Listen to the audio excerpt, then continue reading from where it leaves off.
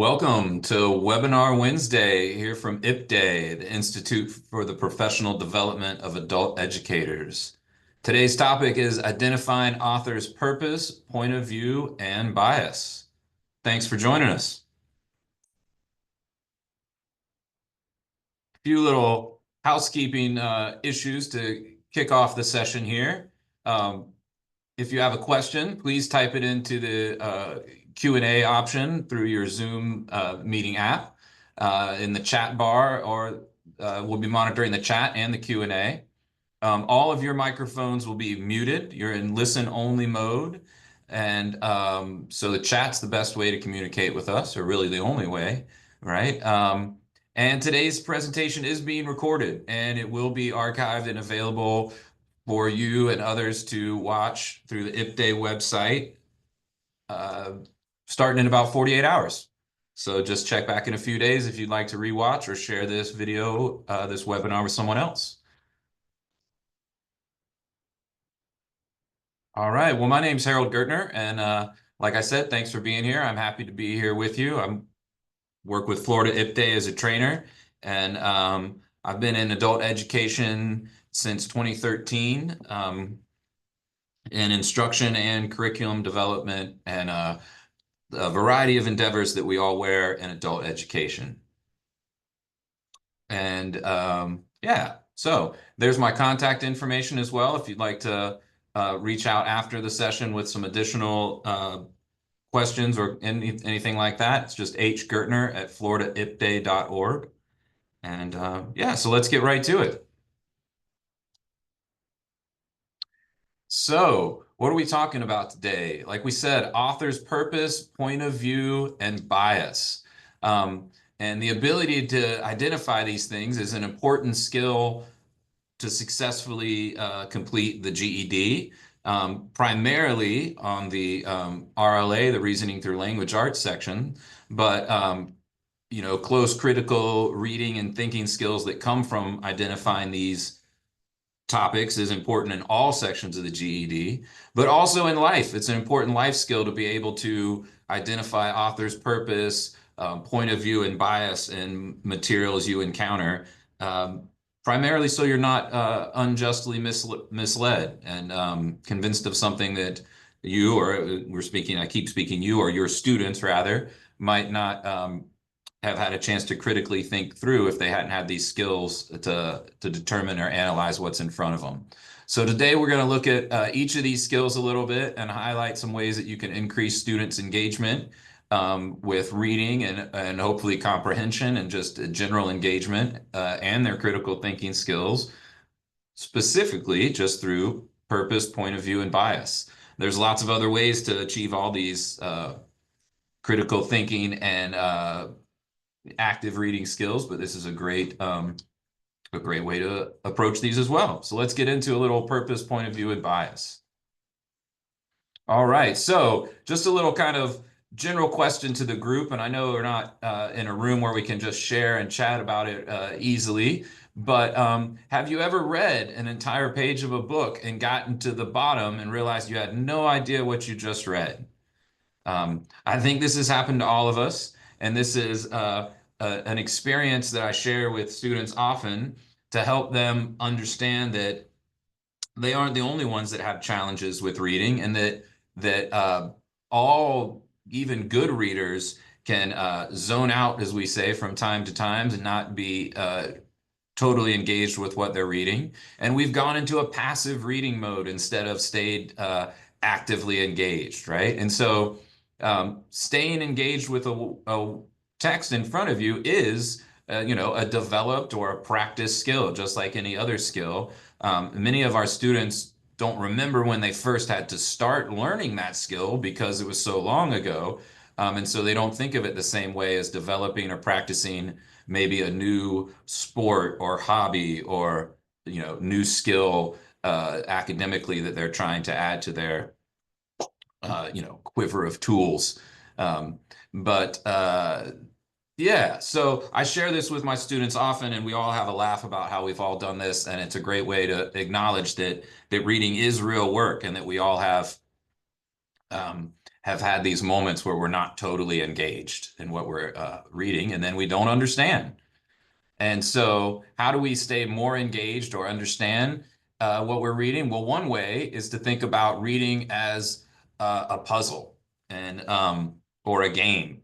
And when I talk to students about reading as a puzzle or a game, I talk to them about the idea that it's a maze that you have to find your way through, and there's certain tools or clues or signposts that help you go the right way. Or we might talk about how many students that like online gaming are used to these gaming worlds where you have to discover some key or some treasure or something or another that'll open the door to the next world to enter. Well, if you don't find that little tool and navigate through the place and enter it in just the right way, you don't understand the next little world or how to open the door. And reading's very much like that. It's a little puzzle, it's a little maze. You want to work through the words to understand everything that the author was trying to express. And in some ways, better authors, depending on the text, if it's an informative text, a better author might make it easier for you to use those tools by making clearer signposts or things of that nature in terms of transitional phrases and whatnot. But one way or one series of tools we can use to decipher or win the game and really understand the text is this kind of three-piece tools we're going to talk about today. Can we uncover what the author believes or feels about a topic? Can we understand what they want the reader to think about a topic? And really, are we staying alert enough to avoid being persuaded or manipulated? Are we critically thinking and therefore this kind of ties into like that idea of understanding or identifying bias, right? And so, again, this ties back to the idea that reading's difficult as well and shouldn't always be easy. Every puzzle is not easy, and the fun puzzles are the ones that are a little more challenging, or the fun games, or the whatever metaphor you want to use with your students. Along these same lines, I have sometimes students that are really into athletics or working out and trying to put this same concept of figuring out the right tools to get better. Well, if you're just reading simple things, you're not lifting enough weights to get your mind better. Or you're not engaging fully with the sport if you're only, I don't know, hiking the ball and running your pattern. You're supposed to be looking at where the other players are too. So you've got to be analyzing the whole thing, and purpose, point of view, and bias are part of that whole picture that helps you figure out what's going on with the text in front of you. All right, so let's move a little into exactly what we're talking about with purpose and point of view and bias, right? So I'm sure everyone here has probably heard of the author's pie before, a real standard way to talk about what the author's purpose is. And here where I say that the author's purpose can help us understand the main goal of the passage, that's really getting at the author's pie. What is the author trying to do? Are they trying to persuade us to agree with them or to take an action or change a belief? Are they trying to just generally inform us about something? Or are they trying to entertain us? Some forms of this pie say express something, same kind of idea, entertain us, right? And so, but determining if an author is trying to inform, persuade, or entertain can help us immediately get more deeply into the text. What's about to be going on? Am I trying to learn about something? Am I just enjoying a humorous story? Right? Am I on guard for being make sure I'm not persuaded unduly? Any of those things can draw your reader in and make them understand what's going on more. Now, along these lines, language and tone can help identify the author's purpose, right? You have, is it more formal language or emotional language? Is there a lot of humorous language? Any of those things, the more formal might identify something that's more of a to inform type scenario. Or it could be tied to audience, which is something we're going to get to in a second here. Something more emotional driven is often tied to a more persuasive text. Not always, but in many of the passages we see in preparation for the GED, that's certainly the case.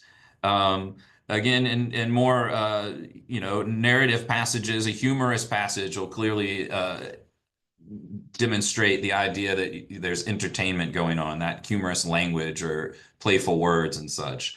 And along those lines, certain key words and phrases can really identify what's going on, particularly if you're trying to determine whether an author is trying to persuade the reader to do something or not. Lots of value judgment words like should or must or best, better or worst, things of that nature.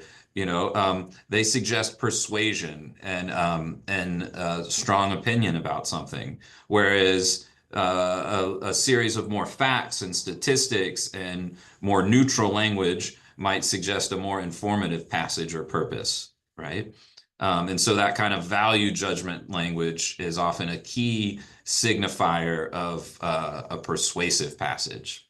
Not always, but an excellent one. And again, I shouldn't say that all the time, but y'all are educators. You know that there's always exceptions to these rules or ways things can be used slightly differently. But in general, and on most of the GED, what I'm sharing is the rule, the case, the right? As you look at structure, argumentative essays and that are persuasive essays follow a series of structures that are pretty common. Like you're going to see a problem solution, a cause effect, a compare contrast, something of that nature, right? And just seeing that type of structure should immediately help you identify, or as your students learn to see that structure, it should help them identify that it's a persuasive text you're looking at. As opposed to an entertaining narrative or something, right? And again, who the text is written for, what's the intended audience, can give you clues about the purpose. As often the audience, as the audience changes, the purpose of the writing and the approach of the writing might change to fit the needs of that audience. And that can help you identify, again, are you persuading, informing, or entertaining? So let's look at a short passage here and practice this and practice how we might break down some of these ideas or pieces to look at in terms of tone, key phrases, structure, or audience considerations in this next passage to identify whether the author is trying to persuade, inform, or entertain us. All right. So here's our little example. And let's read together. I'll read out loud. Y'all can follow along with me. And again, a good practice in the classroom. Reading out loud helps people engage more deeply with the material. It's harder to go into a passive reading mode and not stay actively engaged when you're reading out loud. I often try and get a room of students to take turns reading paragraph by paragraph, and they have to follow along until it comes their turn, and all of a sudden we're all more engaged, right? But let's work this here with this specific skill. Plastic pollution is a growing crisis in our oceans. Every year, millions of marine animals die from ingesting plastic waste. If we do not act now, our planet's ecosystems will suffer irreversible damage.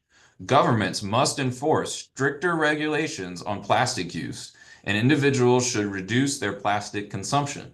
Together, we can make a difference. All right, so what do y'all think? What is the overall purpose of the passage? Excellent. We've got some fast typers in the chat bar. And yes, I agree. It's persuasive. Oh, to inform. We've got a little bit of disagreement over there. All right. Um, some persuade again, persuade. Okay. So there is information in here in that maybe the passage, the sentence that says every year millions of marine animals die from ingesting plastic waste is informative, but it's really a persuasive essay. They're kind of encouraging us, or even though the author doesn't come out and say this in quite as explicit terms, by saying governments must enforce stricter regulations on plastic use and individuals should reduce their plastic consumption. Those are real value judgments. Yeah, I see that value language in the chat bar now. Those are value statements and judgments. They're encouraging us or someone else to do something. They're trying to persuade someone to take action. And They go further with that, saying, together we can make a difference, right? It's encouraging you to join this persuasive action. Um, yes, exactly. I see in the chat bar again, kind of what I'm getting at here, that the primary motive may be persuasive, but it offers information and data to inform as well. And as we know in the call to action there, I see someone put in, that's often a very good sign of a persuasive essay. And often we see these things in combination, right? A little entertaining anecdote at the beginning of an essay combined with some information and then some strong persuasive language can make a good argument, right? But in many of the things we see, we will be able to identify a primary purpose. Something like this, because it has those value judgments and that language and tone of words like crisis and suffer and irreversible damage, we get this sense of urgency and kind of emotional concern, and then this strong call to action of must enforce stricter regulations. These are showing us this that it's not just informative, it's got that extra persuasive element. A strictly informative essay would be a little more like what you would think of as an encyclopedia entry, right? More just the facts about the number of the amount of plastic pollution in the oceans. It's not a growing crisis. It's just here's the numbers, here's the facts, um, kind of approach, right? And instead of the suffer irreversible damage, maybe explained in less emotional language how the damage is happening would be something that might highlight it as a more informative than the persuasive essay we have in front of us here. Again, we didn't touch on one other thing that might help a student or identify that it's persuasive is the text structure. It's really that problem solution thing, in which case they were persuading you to act upon or agree that this is a solution we need to move towards, right? The problem, plastic pollution, the effects or the real damage from the problem, the harm to marine life, and then the solution being stricter regulations and reduction in use, right? All right, excellent. So good job. You'll have a good handle on and a good idea about what we mean with point of view, and hopefully you see how these can all kind of work together. I mean, with uh, purpose. And as we move on, we'll look a little bit at point of view, right? And so all these three are very closely tied together, but an author's point of view can shape how the information is presented, which can then influence how a reader receives that information and takes it in.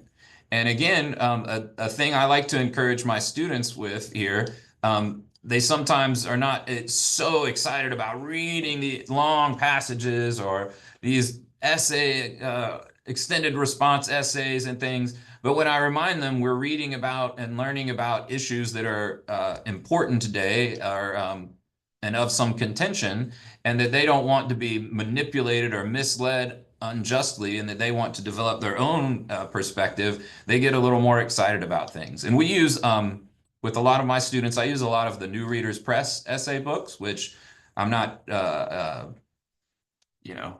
champion them in terms of a salesman or anything. I get nothing back for saying so, but their fourth book has a great series of essays on current, somewhat controversial topics that the students can get into. And this kind of draws them into that too. This don't be manipulated as to how you fall on these current topics can be a exciting way to get them to learn about point of view. So what do we mean by some of these things when we say point of view might shape different things? Well, in terms of perspective, right, it might affect how an author presents an idea or presents the emotions related to an argument, or presents the overall argument, right? You might be able to reveal bias. First person narratives are primarily personal and have bias. Third person point of view writing, just from a very strict interpretation of point of view, would generally tends to be more objective and informative. And in fact, a great way to make your students writing better immediately is to get them to drop all their I's and me's, drop all that personal out of there and make it sound more formal.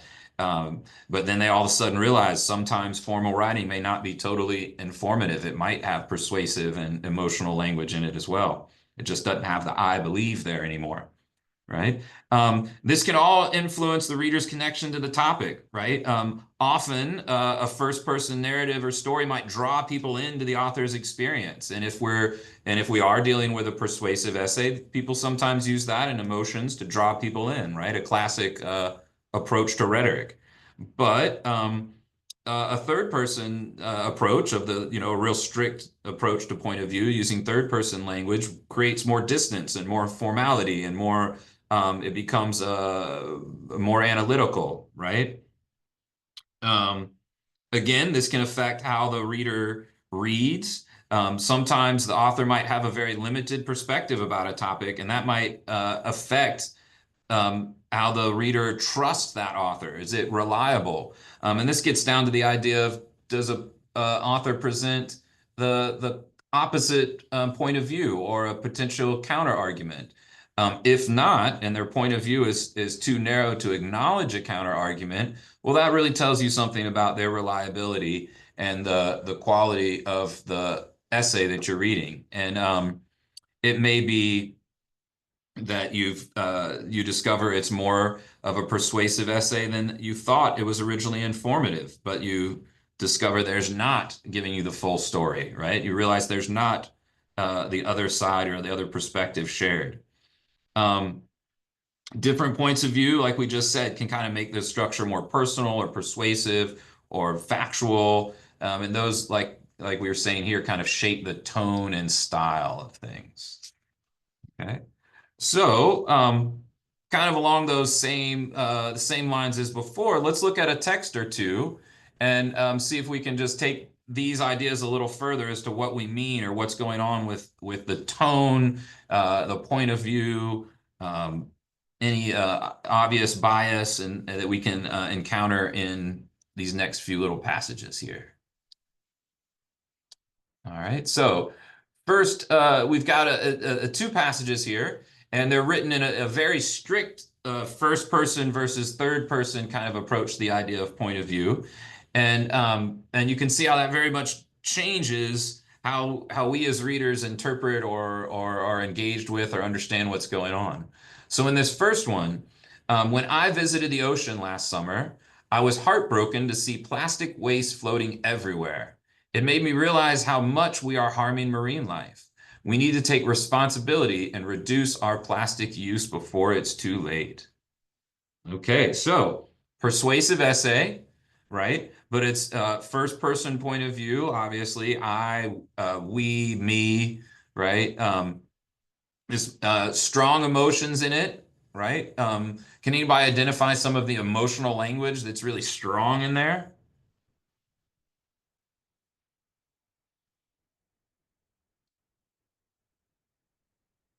Oh, slow to the chat bar this time. That's all right. Yes, heartbroken. Exactly. Everybody heartbroken and too late. Good job. Yes.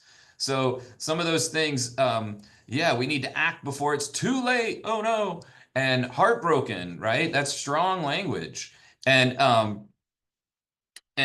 so it's a very emotional plea. Now, again, we may agree with this perspective, but we may disagree with this perspective. And our students, we want them to understand how this is an emotional appeal and be able to apply this idea of identifying emotional appeals in other settings where it's less obvious, right?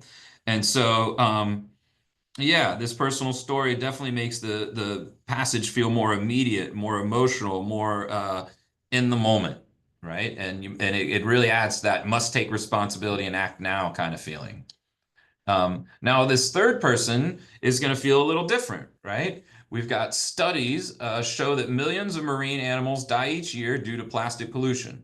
Researchers have found that plastic waste in oceans has increased 60% over the last decade. Many environmental organizations recommend stricter regulations to address this crisis. Okay, so here we've got no use of I or we or I believe or I feel or I was heartbroken. So it's much less personally connecting, much less emotional, right? Use of facts and statistics in here. Researchers have found that the plastic waste has increased 60% over the last decade. Um, Right. And so all of this, the overall objective tone kind of makes the information seem more factual, more credible. It's not emotional and opinion based.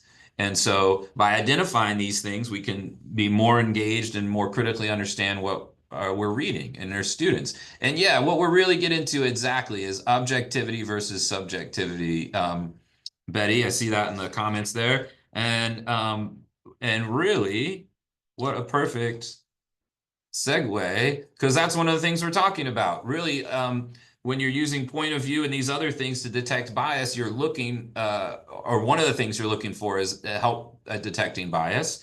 And when we're talking about bias, we're really talking about the subjective attitude versus the objective approach. And I see some other things in the chat. You're right. The statistics and stricter regulations, let me back up there, encourage the idea that it's more formal, that even though there may be a call to action going on, we're not making it and trying to persuade you to make that call to action based on the essay here. Like our readers in this first person passage, the readers are being kind of told we need to take responsibility and reduce our plastic before it's too late. It's a clear, persuasive essay with a strong call to action. Down here in this more formal kind of third person style of point of view, there's still kind of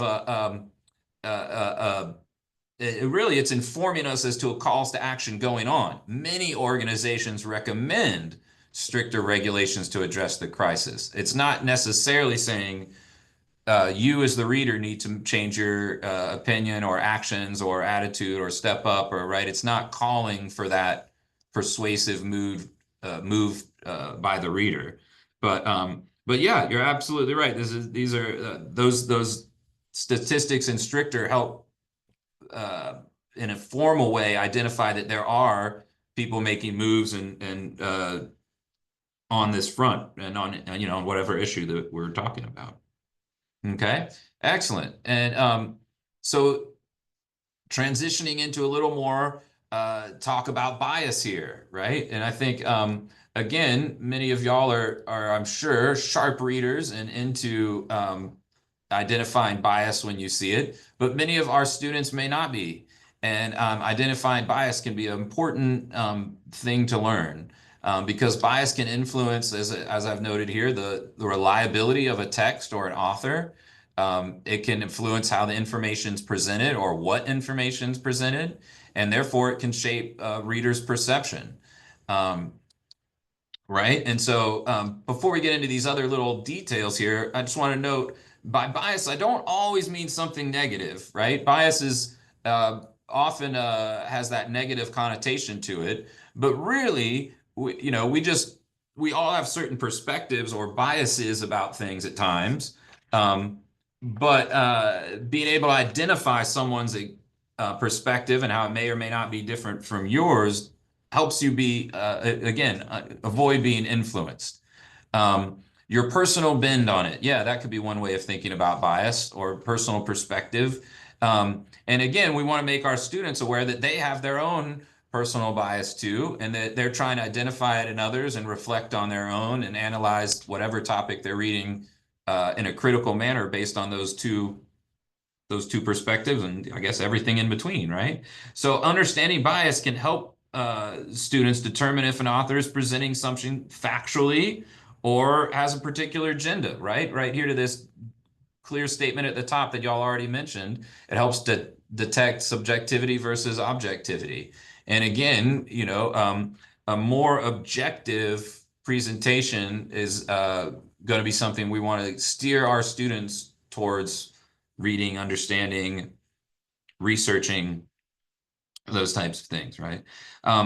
If you have bias, you can uncover hidden persuasion. I've already mentioned that numerous times here. Obviously, strong emotional language, it works because people are emotional. Humans are emotional. We don't make decisions always logically and reasonably. We get sucked in by emotional language and that, that's just the way it is. But we want our students to be aware that this is a tool that can be used to persuade their feelings, and that leaving out certain evidence might sway certain opinions, or presenting evidence in only a certain way.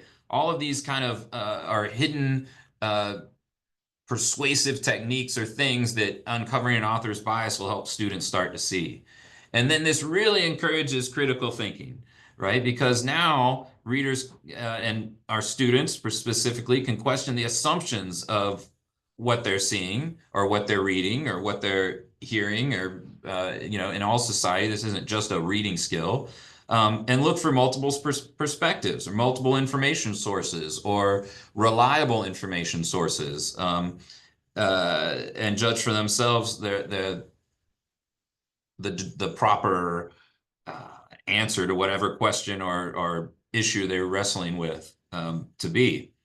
Um, it also prevents misinformation. If you can identify bias easily, you can more easily separate factual content from exaggerated, emotionally driven, kind of misleading claims. You can pull out that should or better or best, that value judgment language, and notice what is the factual content and what is potentially misleading or exaggerated.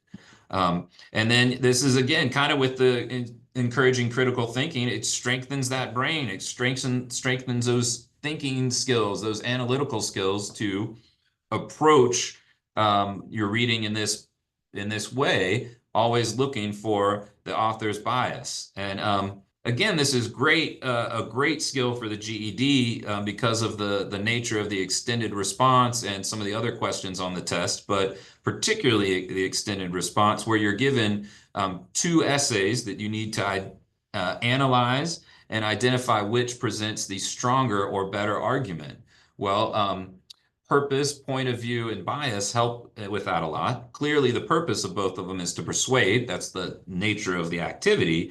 But as if you highlight and can analyze the author's bias through emotional language or misleading data or a lack of formal data, you strengthen your reasoning skills and are able to recognize those different viewpoints better and better each time. And so this is a good skill for the students to pass the GED and to carry on in life.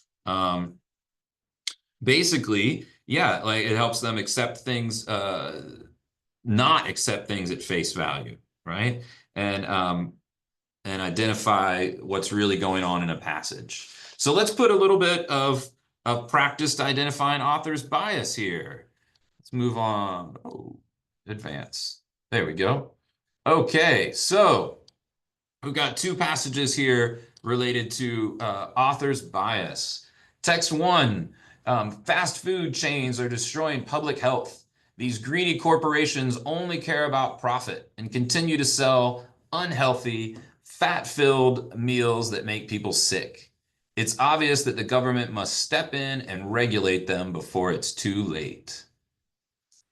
All right. What do y'all think about any bias in that one, or any specific language that might identify the bias? Is there any strong emotional language? Oh, yeah, excellent. Someone saw my question coming and was ready. Destroying, greedy, unhealthy, fat-filled, obvious. Yes, I agree. Those are all very strong emotional words. Greedy corporations, must. Good job on must, an unusual one that sometimes slips by on people, right? That's really a value judgment word. You must do this, just like you should.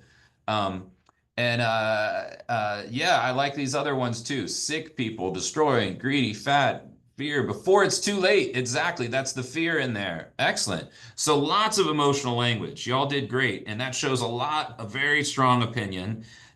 It's not neutral facts, so this person clearly is interested in persuading, not just informing, and they clearly are anti fast food companies, right? Another point here, it's a one-sided argument, right? They didn't present any other side of the argument in terms of fast food chains destroying public health. What might be a counter argument that we might ask our students to come up with that would make this a better argument for this, that make this little passage better by adding a counter argument. What might be a counter argument to fast food chains are destroying public health? Anybody got one? Or maybe that was too much to eat. Yeah, or too much to type, I meant. There you go. Susan, yes, there are healthy options. They didn't force you to eat the fat-filled burger, although as if we've looked a little deeper, many of us know that the healthy options aren't as healthy as they would be somewhere else or at home, right? But yeah, they're healthy options. No one made you go there. Um, of course it's a profit-seeking company. If you want 100 cheeseburgers, they're gonna sell you 100 cheeseburgers, right? Personal responsibility kind of factor in there. Um, so if the author had presented some of those issues, even though there's a strong bias here, it would have made the argument or the bias, it would still made the essay a better argument. It would have made it a stronger passage, right? Um, oh, there you go. Yeah, now y'all are getting into it either. They're providing what even more. They're providing what people want. Many grocery stores are destroying public health. Absolutely, yeah. Um, just a little side note on that. I try and encourage my students to stay on the outside edge of the grocery store. It's all those in between aisles that have the super unhealthy stuff. But uh, anyhow, let's get on to the next one. Y'all are doing great. The next passage here. Ah, but there's a counter argument too. It can feel cheaper than groceries. Um, Now that argument's getting a little easier to have with the students though, because fast food is so expensive now compared to what it used to be. But so are groceries. But bananas are still cheap. So anyhow, let's move along. I can get on a little aside track here and talk about what great counter arguments these are all day. But in this other passage, we've got studies show that regular consumption of fast food is linked to risks of obesity, to higher risks of obesity and heart disease. However, fast food chains have also introduced healthier menu options in response to customer demand. Experts suggest that moderation and informed choices are key to maintaining a balanced diet. Okay, how would we analyze that text? Is it filled with strong emotional language? Ah, Jennifer shared a few of the key phrases. I agree. How would y'all analyze those phrases she shared? Healthier menu, higher risk, experts suggest, informed choices, balanced choices. I would say these aren't strongly emotional words, right? And I agree, both sides are presented, Betty. So it has a bit, it's not one side, it's more of a balanced perspective. The language is less emotional, less judgmental, more neutral. It feels like kind of more, yeah, the moderation and informed choices, that kind of language suggests more of a neutral stance, not a strong bias in one direction or the other. Agreed. Excellent. What else? There's a oh, all right. Yeah, now y'all are getting even deeper. Yeah, that's why we post calories. That's why we're modifying the products with changes. Right. Okay. One other, yes, more impartial and less of an attack. That's one way of thinking about it. Less of an attack. But still sharing the importance of this issue, right? One other thing to think about here in this passage, they mention studies and experts. And so even if they don't give us the data or a statistic from those studies and experts, right? It's relying more on evidence than on opinion. Okay. And so really, we've kind of already, whoops, there we go.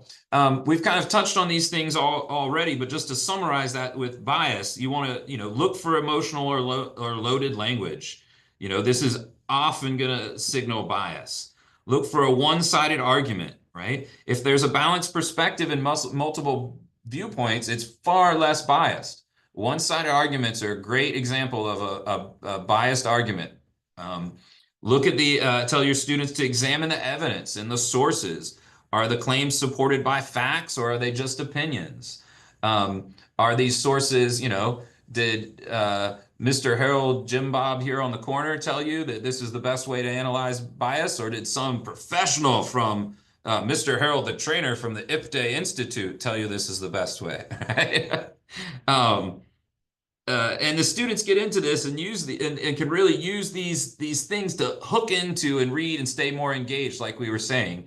And it'll all lead towards, are we in the midst of a persuasive essay or an informative essay? Am I learning something, or am I trying to get pushed to believe something or change my mind about something or take an action in some way? Okay. And so, yeah, this is recognizing bias can just make students more critical and think readers and more well informed when it comes time for a judgment on an important issue. Okay. And so, kind of to tie all these things together, right? Recognizing an author's purpose, point of view, and bias are, I think, pretty essential for developing strong reading and critical thinking and critical reading skills. They're also great ways to encourage your students to play the game of reading and look for the these pieces in the reading they're reading. They're not just reading word for word anymore. They're reading to see what those words are doing. Oh, I see a should. Are they telling me I should do something? Or I see a better. Is that really a better way of doing it or not? Are they trying to persuade me unjustly or unduly?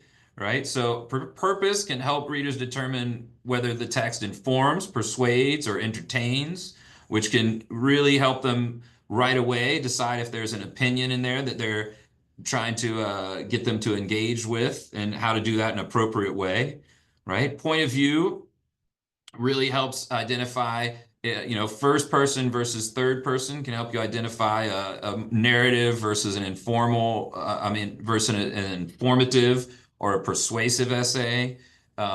Sometimes when you think about point of view in terms of perspective of what I may know about something or what I'm willing to have learned about something, you can see where an author's um, attitude becomes more subjective and less subjective if they have a very narrow perspective about a topic, right? And that leads directly into the concept of bias, right? And are authors aware of their bias, and do they recognize a counter argument to their opinion, or are they presenting only a biased presentation, right?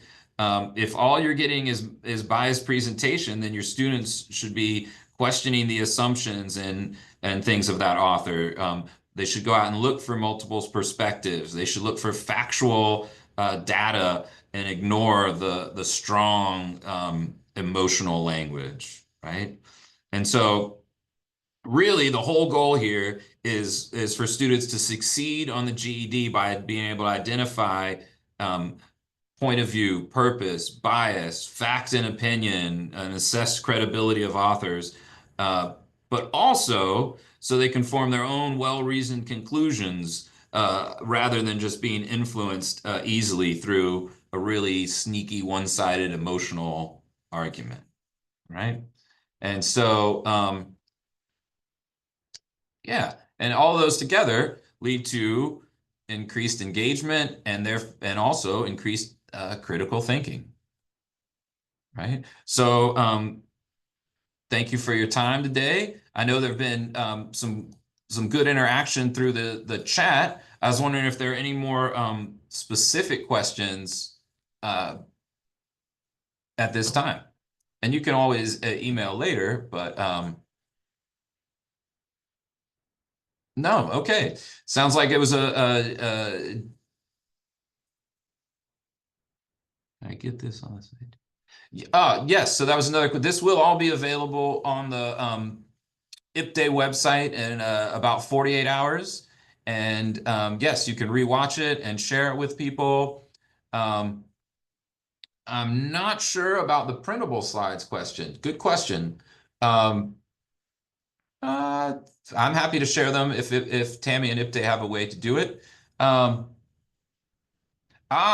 absolutely. I see a question about logical fallacies and teaching and identifying those. Absolutely. That's it. And I do teach those. I think this is a great time to segue into that, especially when you're looking at identifying arguments or passages that are stronger versus arguments that are weaker in another passage, like on that extended response type thing. It's a excellent time to get into all the kind of typical or most common logical fallacies that students might encounter. And there's lots of fun ways you can engage with that, pulling out examples in society of logical fallacies. And yes, absolutely address that here. Very good stuff. Um, okay. Well, it looks like there aren't too many more questions, I think. So thank you for being here.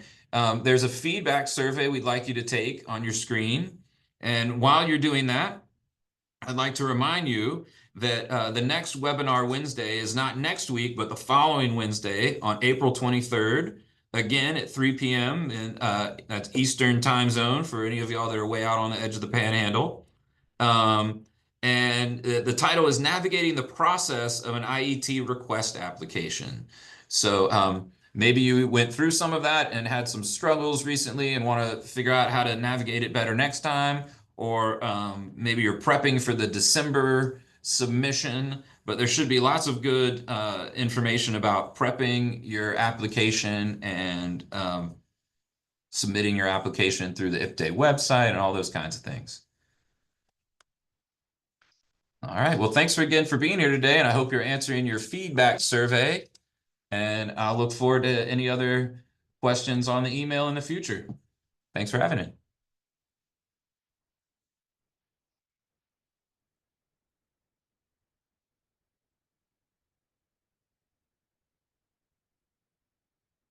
Hmm. Are there CEUs? I'm not sure. I'll have to let Tammy answer that one. I think so. But good question, Michael. I always like at least one I have no idea what the answer is to.